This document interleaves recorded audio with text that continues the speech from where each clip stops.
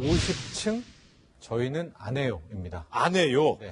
아무래도 어제 정부가 발표한 고밀 공공 재건축 관련된 얘기인 것 같은데 일단 어제 정부가 발표한 이 공공 재건축 어떤 얘기인지 한번 정리는 하고 가야 될 것 같은데. 그렇습니다. 이제 전체적으로 13만 가구 이상의 예. 13만 가구 플러스 알파의 공급 대책을 내놓았고요. 예. 그 방법 중에 하나가 공공 재건축을 통해서 용적률을 높이면서 네. 재건축, 재개발 사업을 좀 더 활성화시키겠다라는 건데요. 네. 자, 그럼 이 중에 나왔던 공공 재건축, 공공 재개발은 뭐냐?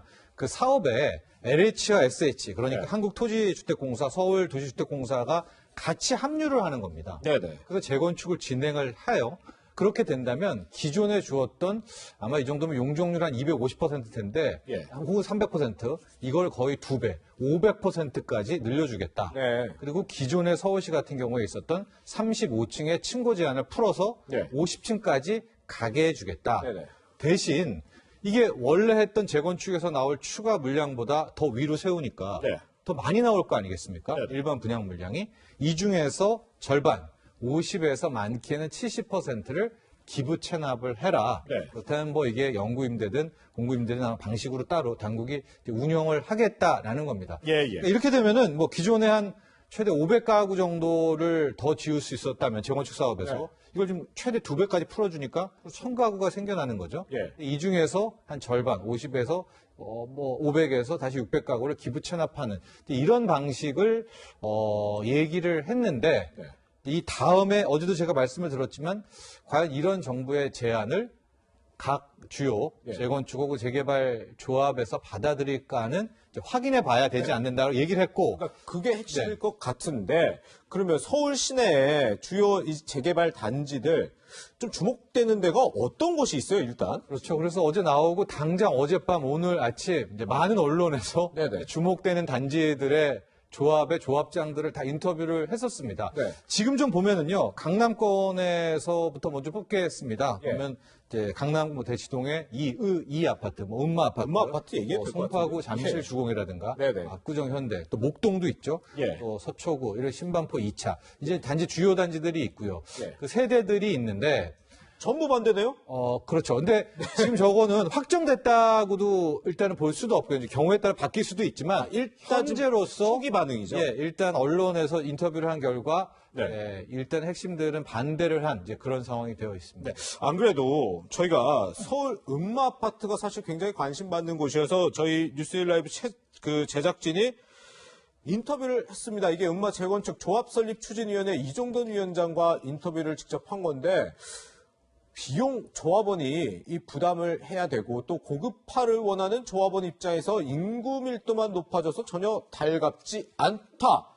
이렇게 퇴짜를 넣었어요? 네, 아마 저런 이유도 있고요. 좀 예. 다른 곳들도 좀 보면은 이제 기본적으로 저런 혜택을 줬지만 뭐 재건축에 따른 초과이익 환수제라든가 네네. 이런 것들에 대한 이제 어떤 또 하나의 단근은 없었고 예. 또 하나가 홍남기 경제부총리가 만에 하나 저렇게 용적률을 높여서 재건축 물량이 많이 나왔을 때 네. 집값이 들썩이면 뭐 또다시 규제를 하겠다. 토지거래 허가제 뭐 이런 것들도 있지 않았었습니까? 네네. 그렇기 때문에 아마 이 서울에 굉장히 많은 재건축 재개발 조합들이 있는데 네. 그중에서 어느 정도 사업성이 됐다라고 자신하는 곳들은 네. 아마 이번에 정부의 제안을 일단은 선뜻 받아들이지는 않는 이제 그런 모습을 보이고 있습니다. 그렇군요.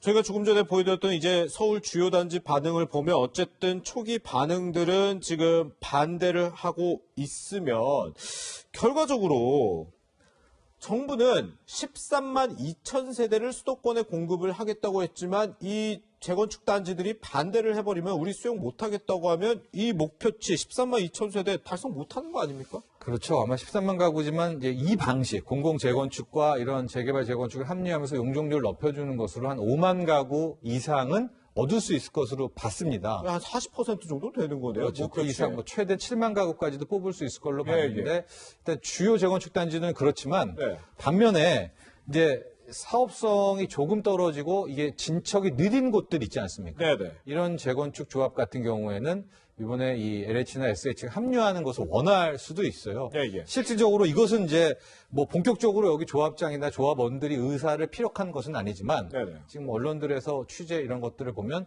노원구에 중계동, 상계동에 이 재건축 단지들이 있습니다. 재건축이 될 수 네네. 있는 이런 곳들은 상당히 이번에 긍정적으로 뭐 받을 수 있지 않겠느냐는 이제 분석도 나오고 있습니다. 예. 다만 또 여러 가지 이번에 풀어야 될 숙제들이 있는 것이 기존에 좀 빠르게 사업이 진척된 곳은 이미 시공사 같은 곳을 설립한 곳들도 있단 말이죠. 예, 예. 근데 이제 여기 LH들이 들어와야 되면은 여기에 어느 정도 이해 충돌이 생기지 않습니까? 네.